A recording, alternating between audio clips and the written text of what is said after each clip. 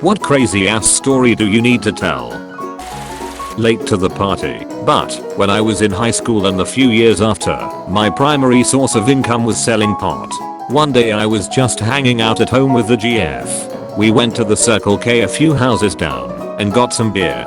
The clerk, who I knew pretty well at this point, asked if he knew where I could get a dub sack.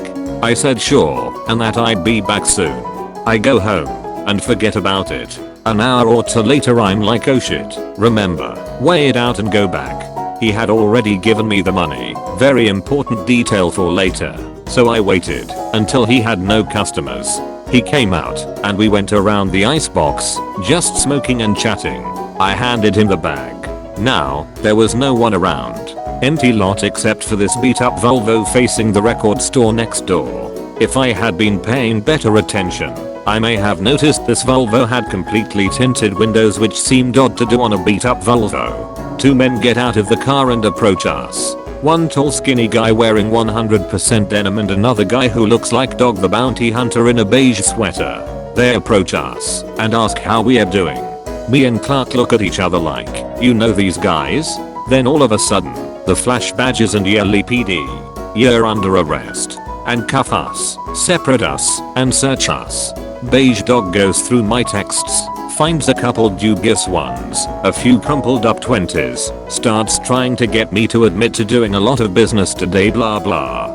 Then they surprise me by walking me and my GF back to my porch, saying they've seen me come and go quite a bit and just want to make sure you don't have a pound of heroin in there, and they'll just charge me with a misdemeanor. Otherwise, it will be jail and a felony. So here we are, on my front porch, me saying there's no way I will let them in my house and to call my lawyer over and over. At one point, my roommate walks out, says hi, gets in his car and leaves. At this point, Dog explains that if I don't let him search the house, he's going to park a few squad cars on the lawn, extract everyone from the house, and wait on a warrant, and they will charge everyone in the house with every little thing they find in any room. I now know this is not legal. Then, I was just scared. My roommate that had just left was a total nerd with a great job. Straight edge. Rarely drank and never smoked or anything at all. I was terrified of him losing his job.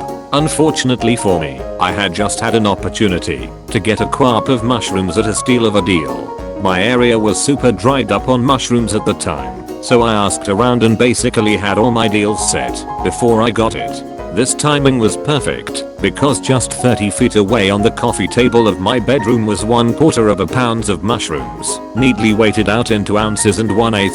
Top that with all the pot in there, it wasn't looking pretty. So, I proposed that I'll let one of them in, to search just my bedroom, and be done with it. I knew once I let them in they could do whatever, but I was out of options. Beige dog agrees. Canadian Tux stays with my GF, who looks terrified like WTF are you doing at me, and Dog the Sweater Hunter enters with me. I lead him upstairs and walk right past my door, which thank God was closed, and into the straight edge guy's room. Dog completely turns it over, takes out drawers, turns the mattress over, the whole shebang. As he does this, I quietly turn off the computer monitor with a background of my roommate and his GF glaring on it. Guy finds nothing, sticks with his agreement and walks me and my shit-eating grin back downstairs. My GF, probably assuming I'm going to prison for many years, is looking like she's about to die, but I'm just grinning. Guy still freaking charged me with a felony. Then they leave. Long story short, paid a lot for a great atty who was friends with the prosecutor. Since no money was seen to be exchanged, the charge was knocked down to deliverance of marijuana. The prosecutor recommended the minimum sentence. I paid an $121 fine, did 80 hours of community center at a local music venue, saw a ton of shows for free, and retired from selling. God, I hope someone reads this. About 19 years ago, 3-year-old me, my mom and dad come home to find our cat Nubs is missing. The entire family turns the entire apartment upside down, but no trace of our cat is found. My mom decides to make missing flyers, even though all the doors/windows were locked at the time. Days turn into weeks, then into months. She finally comes to terms with the fact that her cat is gone and has disappeared. Cut to last year lol.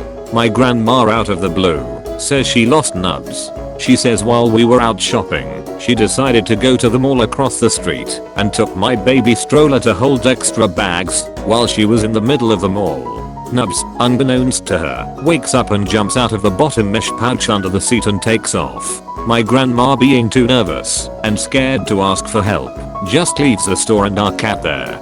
Cue us coming home like half an hour after she gets back home. She helped us look for this damn cat too, lol. It makes me hysterically emotional to think about what happened to my mom's favorite cat. This is the story of how our cat just one day out of the blue vanished into thin freaking air. Now we finally have the answer, lol. Many moons ago, I won a year's stay in the US with a Rotary Club to experience living in California. I ended up living in LA and was at school for a year. Nothing really exciting happened other than being in another country. Anyway, trip home. My parents decide they are coming over for 2 weeks to experience the place I lived in for a year. That's fine. At the airport I go looking for them before boarding the flight, and they aren't in the waiting area as I had gone to the toilet just before boarding.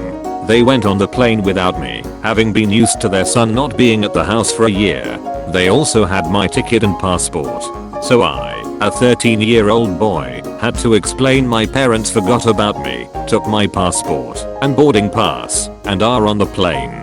They go ask the cabin crew and someone appears with my passport and boarding pass. I get on the plane to my seat beside my parents. I go, "The frick was that?" To which people in my immediate area burst out laughing.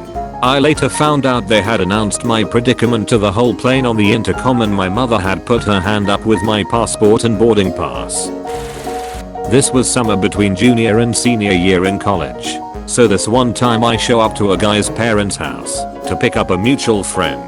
Turns out the guy who dealt weed to all of us was there too, and they were all stoned off their asses. Parents are nowhere to be found, but the house reeks of pot smoke. I had an internship that drug tested, so despite how much I wanted to smoke I couldn't. As the only sober person there, I'm trying to convince my friend to leave with me so we won't get in trouble. As we are getting close to leaving, the host's dog starts going nuts by the front hall bathroom. The dealer investigates and turns to inform us that there is in fact a possum in the bathroom. We all call bullshit, but as each person checks, there is sure enough a goddamn possum in the bathroom. The dealer comes up with the idea to use a broom to sweep the possum into the dog kennel. They were successful in this venture. Then came the inevitable question of now what? The obvious answer? They hotboxed a wild possum in the front hallway. I got my friend out shortly after. Less than a quarter hour later, the parents show up to a stoned, caged possum in their front hallway surrounded by stoned 18 to 20-year-olds and their stoned son. They never did believe that the possum got in on its own, probably through the doggy door. My friend and I got away squeaky clean. My father used to live in Kazakhstan around 2006. One day he was with his work friend at a bar when this tall, built Russian man comes in. He decides he wants to sit in a bar stool close to my dad, but instead of finding a normal, empty stool, he goes to a chair occupied by a small woman and literally throws her off the chair, exclaiming that he wanted that chair. My dad sees this and immediately attempts to intervene by saying, "Hey man, what the frick are you doing?" The Russian man then proceeds to tell my dad, "I'm going to kick the shit out of you when you leave the bar, etc." My father brushes it off, but then he notices that the Russian man's friends have started to join them. About 4 large men inside and another 4 outside. At this point my dad is nervous and decides to call the head of security, HOS, for the company he works for. Keep in mind my dad was the managing director of Kazakhstan at the time. The HOS tells my dad wait at the bar for him to come, and after some tense drinking with the work buddy, 30-some bodyguards start pouring into the bar, making a line from my dad to the exit of the bar. Because of the country they are in, the bodyguards all have pistols on them as well. So the 30-something bodyguards have made a wall of people either side of my father. After the HOS takes him to his car, but there was an additional 2 black BMWs that were there to escort my dad home. Not the most insane story, but it was insane to hear my dad tell it to me. He also said the urge to flip off the big Russian guys was massive, but he didn't want to risk it. You have had an appointment with the soup doggo. It has made nice hot soup for you. Like and subscribe to show your appreciation of the soup.